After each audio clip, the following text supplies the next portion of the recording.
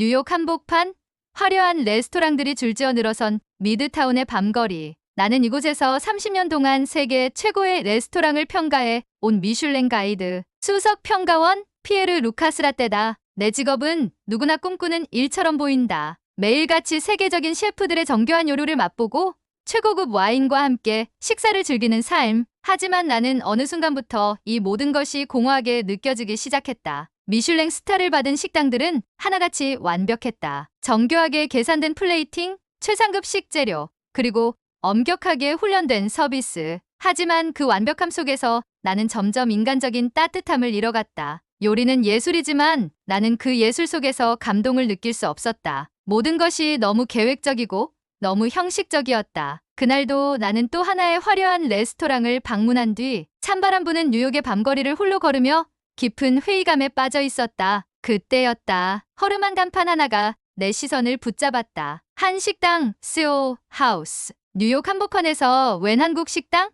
문 앞에 놓인 작은 메뉴판에는 익숙하지 않은 이름들이 적혀 있었다. 김치찌개, 된장찌개, 갈비탕. 호기심이 동했다. 한국 요리는 이미 세계적으로 유명하지만 미슐랭 평가원으로서 나는 한 번도 진지하게 평가해 본 적이 없었다. 그래, 오늘은 뭔가 다른 걸 먹어보자. 나는 가벼운 마음으로 문을 열고 식당 안으로 들어섰다. 좁고 따뜻한 내부, 몇 개의 테이블이 옹기종기 모여 있었고 한쪽에서는 주인 할머니가 직접 음식을 만들고 있었다. 서빙을 보던 젊은 여성이 밝은 미소로 다가와 자연스럽게 물었다. 처음 오셨죠? 따뜻한 갈비탕 한 그릇 어떠세요? 나는 순간 망설였다. 보통이라면 메뉴를 찬찬히 살펴본 뒤 신중하게 선택했겠지만 그녀의 말투에는 이상하게도 거부할 수 없는 따뜻함이 담겨 있었다. 나는 가볍게 고개를 끄덕이며 자리에 앉았다. 그리고 곧 내 앞에 놓인 한 그릇의 갈비탕이 내 삶을 바꿀 거라는 사실은 꿈에도 몰랐다. 나는 국밥 한 그릇을 앞에 두고 천천히 국물을 떠먹었다. 깊고 진한 맛이 입안 가득 퍼졌다. 뉴욕에서 먹었던 갈비탕과는 또 다른 종류의 따뜻함이었다. 하지만 더욱 놀라운 것은 그 뒤였다. 옆 테이블에 앉아있던 한 중년 남성이 내게 말을 걸었다. 혼자 여행 오셨어요? 한국 음식 맛있죠? 나는 순간 당황했지만 그가 미소를 짓고 있기에 나도 자연스럽게 고개를 끄덕였다. 네, 정말 깊은 맛이 납니다. 국물도 따뜻하고요. 그는 만족스러운 듯 고개를 끄덕이더니 갑자기 자기 반찬을 내 앞으로 슬쩍 밀었다. 이거 한번 먹어봐요. 여기 김치가 진짜 맛있어요. 나는 깜짝 놀랐다. 뉴욕에서는 상상도 못할 일이었다. 미슐랭 레스토랑에서라면 철저히 자기 음식만 먹는 것이 기본 예절이었다. 하지만 이곳에서는 처음 본 외국인에게도 자연스럽게 반찬을 나눠주는 문화가 있었다. 나는 조심스럽게 김치를 한 조각 집어 먹었다. 입안에서 퍼지는 감칠맛과 알싸한 매운맛. 단순한 반찬 한 조각이었지만 그 안에는 단순한 음식 이상의 무언가가 담겨 있었다. 감사합니다. 정말 맛있네요. 그 남성은 웃으며 고개를 끄덕였다. 한국에서는 원래 이렇게 나눠 먹어요. 같이 먹으면 더 맛있잖아요. 그 말을 듣는 순간 내 머릿속이 번쩍했다. 나는 30년 동안 미슐랭 평가원으로 일하면서 단 한 번도 음식은 함께 먹는 것이라는 단순한 진리를 깊이 생각해 본 적이 없었다. 우리는 고급 레스토랑에서 개별적인 코스를 즐기며 혼자만의 미식을 추구해왔다. 하지만 한국에서는 음식이 단순한 맛의 예술이 아니라 사람과 사람을 연결하는 매개체였다. 나는 국밥 한 그릇 앞에서 처음으로 깨달았다. 미식이란 단순히 입을 만족시키는 것이 아니라 마음까지 따뜻하게 해주는 것이라는 사실을. 김이 모락모락 피어오르는 갈비탕이 내 앞에 놓였다. 맑고 깊은 국물 속에 큼직한 갈빗대가 푹 잠겨 있었고 그 옆으로는 가지런히 정돈된 작은 반찬들이 놓였다. 김치, 깍두기, 멸치볶음, 그리고 색색의 나물들까지. 화려한 플레이팅도 없고 값비싼 트러플이나 캐비어 같은 재료도 없었다. 하지만 이상하게도 나는 눈을 뗄 수 없었다. 나는 조심스럽게 숟가락을 들어 국물을 한 모금 떠 마셨다. 순간 뜨거운 국물이 혀끝을 감싸며 천천히 목을 타고 내려갔다. 깊고 진한 맛. 이건 단순한 국물이 아니었다. 오랜 시간 정성 들여 우려낸 맛이었다. 감칠맛이 입안 가득 퍼지면서 한동안 잊고 지냈던 어떤 기억이 떠올랐다. 어린 시절 겨울이면 어머니가 끓여주시던 따뜻한 수프. 유럽의 미슐랭 스타 레스토랑에서는 절대 맛볼 수 없는 하지만 가슴 깊숙이 스며드는 위로 같은 맛이었다. 나는 젓가락을 들어 반찬을 하나씩 집어 먹어보았다. 아삭한 김치, 고소한 멸치볶음, 부드러운 나물들. 이 작은 반찬들이 단순한 곁들이가 아니라 한 상을 완성하는 중요한 요소임을 그제야 깨달았다. 그때 주방에서 나오던 주인 할머니가 내 테이블을 힐끗 보시더니 다가오셨다. 국물 더 드릴까요? 이거 오래 끓여서 정말 맛있어요. 나는 순간 놀랐다. 뉴욕의 고급 레스토랑에서라면 상상도 못할 일이었다. 거기서는 웨이터들이 철저하게 계산된 친절만을 베풀 뿐 이렇게 따뜻하고 인간적인 관심을 보이는 일은 없었다. 나는 얼떨결에 고개를 끄덕였고 할머니는 국을 더 떠다 주며 빙긋이 웃으셨다. 추운 날엔 이런 게 최고죠. 많이 드세요. 그 말 한마디가 이상하게 가슴 깊이 스며들었다. 나는 지금까지 최고의 요리들을 맛보며 살아왔지만 정작 이렇게 마음까지 따뜻해지는 음식을 경험한 적이 있었던가? 그 순간 내 안에서 무언가 바뀌기 시작했다. 그날 이후 나는 계속해서 그 한국 식당을 떠올렸다. 갈비탕의 깊은 맛, 소박한 반찬의 조화, 그리고 주인 할머니의 따뜻한 한마디까지. 하지만 그것이 단순한 맛의 감동이 아니었다는 걸 깨닫는 데는 오랜 시간이 걸리지 않았다. 나는 평가원으로서 수많은 미슐랭 스타 레스토랑을 방문해왔다. 런던, 파리, 도쿄, 뉴욕 완벽하게 세팅된 테이블과 기계처럼 정확한 서비스. 하지만 그 모든 것이 이제는 하나같이 차갑게만 느껴졌다. 반면 그 작은 한국 식당에서는 단 한 끼 식사만으로도 내가 환영받는다는 기분이 들었다. 그것이 바로 음식의 본질이 아닐까? 이런 생각을 떨칠 수 없던 나는 한국 음식에 대해 더 깊이 알아보기로 했다. 그리고 결심했다. 직접 한국으로 가보자. 운 좋게도 미슐랭 본사에서는 아시아 지역 미식 문화 연구 프로젝트를 진행 중이었다. 나는 곧바로 자원했고 한국 출장 일정이 잡혔다. 그렇게 나는 생애 처음으로 한국 땅을 밟게 되었다. 인천국제공항에 도착한 순간부터 놀라움의 연속이었다. 공항의 청결함과 효율적인 시스템, 빠른 입국 절차까지. 하지만 진짜 충격은 그 다음이었다. 서울로 가는 공항철도를 탔을 때였다. 이 열차 너무 조용한데? 프랑스나 뉴욕의 지하철과는 전혀 달랐다. 깨끗한 좌석, 차분한 승객들, 그리고 스마트폰으로 조용히 무언가를 보고 있는 사람들. 나는 다시 한번 한국이라는 나라에 대해 궁금증이 커지기 시작했다. 서울에 도착한 후 나는 뉴욕에서 경험했던 것과 같은 소박한 한식을 찾아다니기로 했다. 미슐랭 가이드에 실린 유명한 고급 한식당도 있었지만 나는 일부러 작은 동네 식당을 방문했다. 그리고 그곳에서 또 한 번 충격적인 경험을 하게 된다. 한 작은 식당에 들어가 따뜻한 국밥을 주문했을 때였다. 사장님은 미소를 지으며 물었다. 처음 오셨죠? 다 드시면 국물 더 드릴게요. 여기선 리필 무료예요. 뉴욕에서도 들었던 그 말. 그러나 이번에는 단순한 친절이 아니었다. 나는 그 순간 한국 음식 문화의 진정한 의미를 깨닫기 시작했다. 그날 저녁 나는 숙소로 돌아와 한참을 생각에 잠겼다. 뉴욕의 한 식당에서 처음 느꼈던 감동이 한국에서도 이어졌다는 사실이 놀라웠다. 하지만 단순히 음식의 맛 때문이 아니었다. 한국에서는 음식이 사람을 이어주는 매개체였다. 나는 그 후로도 계속 작은 식당들을 찾아다녔다. 시장 골목에 숨어있는 순댓국집, 오래된 골목의 감자탕집, 그리고 사람들이 줄을 서서 기다리는 김밥 천국까지. 그리고 어디를 가든 빠지지 않는 한 가지가 있었다. 더 드릴까요? 이 말은 단순한 서비스가 아니었다. 마치 따뜻한 환영 인사처럼 느껴졌다. 손님을 돈을 내고 음식을 사는 고객이 아니라 진심으로 대접받는 손님으로 여기는 분위기. 하지만 내가 한국에서 가장 큰 충격을 받았던 순간은 그 다음에 찾아왔다. 하루는 지방으로 내려가 작은 마을에서 유명하다는 해장국집을 찾았다. 바깥은 추적추적 비가 내리고 있었고 나는 몸을 녹이려 국밥 한 그릇을 주문했다. 그때였다. 갑자기 한 할머니가 내 테이블을 보며 다가오더니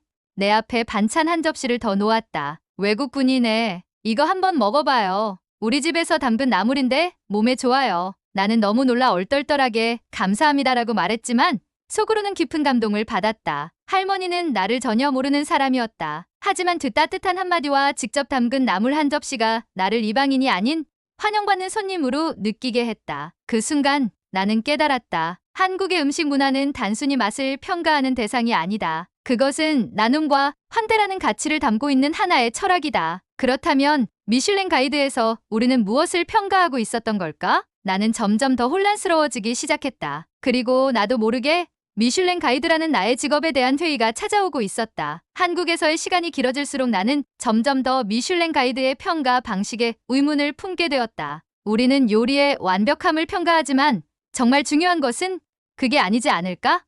한국에서 경험한 따뜻한 환대, 정성이 깃든 음식, 그리고 사람들과 나누는 따뜻한 한 끼, 그것은 별 하나, 둘, 셋으로 단순히 수치화할 수 있는 것이 아니었다. 그러던 어느 날 나는 서울에서 가장 유명한 미슐랭 3스타 한식 레스토랑을 방문하게 되었다. 이름만 들어도 알만한 곳이었고 한국에서도 최고급 식당으로 손꼽히는 곳이었다. 나는 미슐랭 평가원으로서의 본능을 되살리며 세심하게 식사를 즐겼다. 요리는 완벽했다. 플레이팅은 예술작품 같았고 식재료 하나하나가 정교하게 선택되어 있었다. 그러나 나는 뭔가 이상했다. 그곳에서는 뉴욕과 파리에서 경험했던 고급 레스토랑과 같은 분위기가 흘렀다. 직원들은 친절하지만 철저하게 교육된 미소만을 지었고 손님과의 거리는 유지되었다. 음식은 훌륭했지만 이상하게도 나는 감동을 느끼지 못했다. 그때 문득 떠올랐다. 뉴욕의 작은 한국 식당에서 먹었던 갈비탕, 골목 식당에서 나눠 먹었던 김치 한 조각, 비 오는 날 할머니가 건넸던 따뜻한 나물 반찬. 나는 깨달았다. 미슐랭이 추구하는 완벽한 음식이 정말 미식의 전부일까? 한국의 작은 식당들에서 나는 그동안 느껴보지 못한 감동을 경험했다. 하지만 그 감동은 고급스러움에서 오는 것이 아니라 사람들의 진심에서 비롯된 것이었다. 그날 밤 나는 미슐랭 평가원으로서 처음으로 진지한 고민에 빠졌다. 내가 평가해 온 수많은 레스토랑들 속에서 나는 정말 진짜 미식을 경험해 본 적이 있었던가? 그리고 그 질문의 답을 찾기 위해 나는 미슐랭 가이드 역사상 가장 큰 결정을 내리게 된다. 나는 식당을 나오면서도 계속해서 생각에 잠겼다. 과연 이곳이 뉴욕의 미슐랭 레스토랑들과 무엇이 다를까? 정교한 서비스, 완벽한 플레이팅, 그리고 엄격한 기준. 그러나 정작 사람의 온기는 어디에도 없었다. 그때 내 머릿속을 스쳐 지나간 한 가지 질문. 미슐랭 가이드는 왜 작은 식당들을 제대로 평가하지 않는 걸까? 나는 지금까지 고급 레스토랑만을 평가해왔다. 하지만 한국에서 경험한 감동은 대부분 작은 동네 식당에서 온 것이었다. 미슐랭은 언제나 완벽함과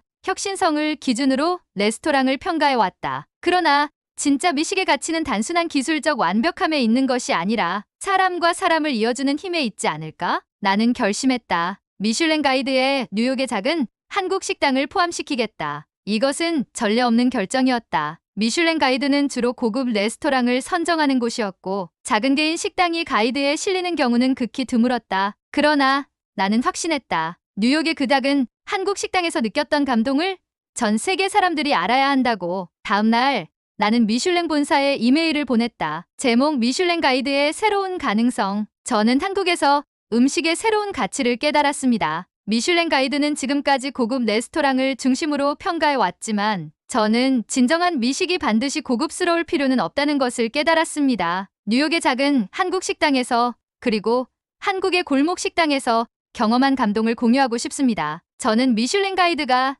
이제는 단순한 고급 요리가 아니라 사람들에게 진정한 위로와 감동을 주는 음식점들도 조명해야 한다고 생각합니다. 나는 이메일을 보내고 긴장된 마음으로 답변을 기다렸다. 하지만 그것이 단순한 제안이 아니라는 것을 나는 이미 알고 있었다. 이것은 미슐랭 가이드의 철학을 뒤흔드는 문제였다. 며칠 후 본사에서 답장이 도착했다. 제목 미슐랭 가이드의 기준은 변하지 않습니다. 피에르, 당신의 의견은 흥미롭지만 미슐랭 가이드는 엄격한 기준을 바탕으로 운영됩니다. 작은 한국 식당이 감동적인 경험을 선사했다는 점은 이해하지만 그것이 미슐랭 가이드에 적합한지는 별개의 문제입니다. 미슐랭은 미식의 최고를 평가하는 곳이며 감동이나 정서적 교감은 우리의 평가 기준이 아닙니다. 당신의 제안은 신중하게 검토했지만 현 단계에서는 받아들이기 어렵다는 점을 알려드립니다. 나는 한참 동안 이메일을 바라보았다. 실망스러웠다. 아니, 그보다는 허탈했다. 나는 세계 최고급 레스토랑들을 30년간 평가하며 미슐랭 가이드의 철학을 누구보다 잘 이해하고 있었다. 하지만 나는 한국에서 새로운 가치를 깨달았고 그것을 알리려 했다. 그러나 본사는 그것을 비효율적이고 비전문적이라며 일축했다. 나는 고민에 빠졌다. 나는 지금까지 무엇을 평가해 온 걸까? 미슐랭 가이드의 방식이 정말로 절대적인 걸까? 혹시 나 자신도 이 시스템 안에서 익숙함에 안주하고 있었던 것은 아닐까? 그렇게 고민하던 어느 날 나는 서울의 한 전통시장에 갔다. 시장의 분주한 풍경 속에서 작은 칼국수집을 발견했다. 한쪽에서는 주인 아주머니가 커다란 솥에서 국수를 삶고 있었고 손님들은 자연스럽게 합석하며 식사를 즐기고 있었다. 나는 자리에 앉아 칼국수를 주문했다. 그리고 한 입. 뜨끈한 국물이 속을 부드럽게 감싸는 순간 나는 미소를 지었다. 이곳에는 별점도 정교한 플레이팅도 고급 식재료도 없었다. 하지만 진짜 음식이 있었다. 그때 옆자리에 한 할아버지가 나를 보며 웃으며 말했다. 처음 먹어보나? 국물에 김치 넣어 먹으면 더 맛있어. 나는 자연스럽게 김치를 국물에 넣었고 한층 더 깊어진 맛이 입안에 퍼졌다. 그리고 그 순간 나는 결심했다. 미슐랭 가이드를 떠나기로. 나는 미슐랭 가이드에 사직서를 제출했다. 30년 동안 몸담았던 세계 최고의 미식 평가 기관을 떠나는 일은 결코 쉬운 결정이 아니었다. 하지만 한국에서의 경험이 나를 바꿔놓았다. 나는 더 이상 형식적인 완벽함을 평가하는 사람이 아니라 진짜 음식이 주는 감동을 찾아다니는 사람이 되고 싶었다. 사직서 제출 후 나는 마지막으로 뉴욕의 그 작은 한국 식당을 다시 찾았다. 처음 이곳에 왔을 때의 느낌이 다시 떠올랐다. 따뜻한 국물, 정갈한 반찬, 그리고 사람들의 온기. 나는 갈비탕을 한 숟갈 떠먹으며 조용히 미소를 지었다. 그때 주인 할머니가 내게 다가와 말했다. 오랜만이네요. 국물 더 떠드릴까요? 나는 웃으며 고개를 끄덕였다. 네, 오늘은 특별히 더 맛있을 것 같아요. 그리고 나는 마음속으로 결심했다. 이제부터 나는 미슐랭 별이 아니라 진짜 맛있는 음식과 따뜻한 이야기를 찾아다닐 것이다. 나는 세계를 여행하며 작은 식당들을 기록하기로 했다. 별이 아니라 사람들의 마음을 움직이는 음식을 찾아서. 그리고 몇 년 후 나는 한 권의 책을 출간했다. 별이 아니라 마음을 채우는 음식들. 그 책은 미슐랭 가이드와는 전혀 다른 방식으로 전 세계의 작은 식당들을 소개했다. 별점이 아니라 사람과 음식이 만들어내는 감동을 기록한 책이었다. 놀랍게도 그 책은 전 세계에서 큰 인기를 끌었고 사람들은 나의 이야기에 공감하기 시작했다. 나는 깨달았다. 진짜 미식이란 완벽한 플레이팅도 고급 재료도 스타 셰프도 아니다. 그것은 따뜻한 동물 한 모금, 정성 어린 한 조각의 김치, 그리고 낯선 이와 나누는 한 끼 식사 속에 있다. 이제 나는 더 이상 미슐랭 평가원이 아니다. 하지만 나는 진짜 미식을 평가하는 미식가가 되었다. 그리고 그 여정은 계속될 것이다. 음식은 단순한 맛이 아니다. 그것은 사람과 사람을 연결하는 가장 따뜻한 언어이다. 영상이 마음에 드셨다면 좋아요와 구독, 그리고 여러분이 감동했던 음식 경험을 댓글로 공유해주세요.